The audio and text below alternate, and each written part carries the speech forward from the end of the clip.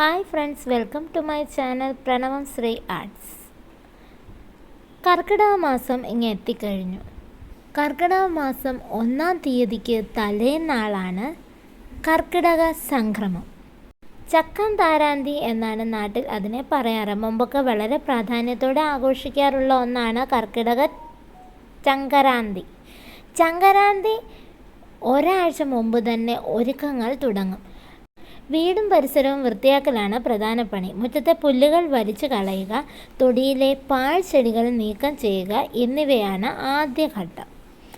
ചിതലും മാറാലയും അടിച്ചു കളയുക, വാതിലുകളും ജനലുകളും തുടച്ചു വൃത്തിയാക്കുക എന്നിവയാണ് അടുത്ത പടി.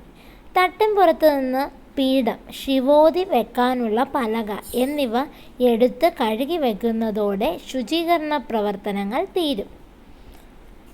ചങ്കരാന്തി ദിവസം സന്ധ്യയ്ക്ക് വിളക്ക് വെക്കുന്നതിന് തൊട്ടു മുമ്പ് ചേട്ടയെ കളയും. ഇതിന് പൊട്ടിനെ ആട്ടൽ എന്നും പറയും. ജ്യേഷ്ഠ ഭഗവതിയെ വീട്ടിൽ നിന്ന് പുറത്താക്കുന്നു എന്നതാണ് സങ്കല്പം.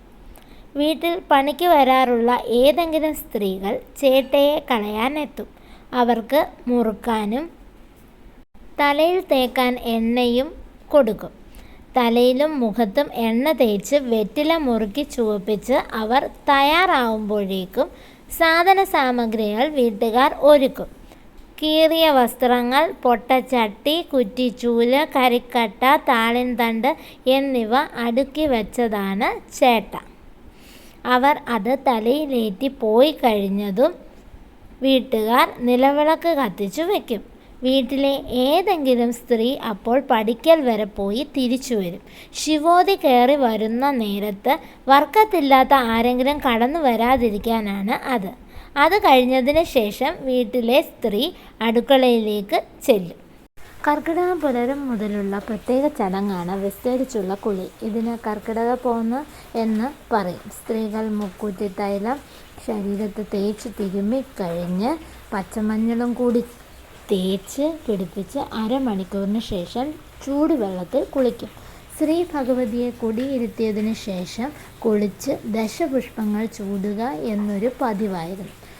പൂവാൻ കുറുനില, മുയലച്ചെവി, കറുക, നീൽപ്പന, കയ്യോന്നി, വിഷ്ണുക്രാന്തി, ചെറുള, തിരുതാളി, ഉഴിഞ്ഞ, മുക്കൂറ്റി ഇത്രയുമായാൽ ദശപുഷ്പങ്ങളായി. മുക്കൂറ്റി കൊണ്ടുള്ള ചാന്തും സ്ത്രീകൾ അണിഞ്ഞിരുന്നു. ഇത് ആരോഗ്യ സംരക്ഷണത്തിന് കൂടിയാണ്. നാളെ നേരം പുലർന്നു കഴിഞ്ഞാൽ കർക്കിടക മാസത്തിൻ്റെ വരവായി. എങ്ങും രാമായണത്തിൻ്റെ ശീലുകൾ ഉയർന്നു കേൾക്കാൻ സാധിക്കും. രാമനാമങ്ങളും സീതാദേവിയെയും ഹനുമാൻ സ്വാമിയെയും ഒപ്പം സ്മരിച്ചുകൊണ്ട് ഈ കർക്കിടക മാസം ആരംഭം കുറിക്കുകയാണ്. ഏവർക്കും ശ്രീരാമൻ്റെയും സീതാദേവിയുടെയും അനുഗ്രഹം ഉണ്ടാകട്ടെ എന്ന് പ്രാർത്ഥിച്ചുകൊള്ളുന്നു. ഈ ചാനലൊന്ന് ലൈക്ക് ചെയ്യാനും സബ്സ്ക്രൈബ് ചെയ്യാനും കമൻറ്റ് ചെയ്യാനും മറക്കല്ലേ.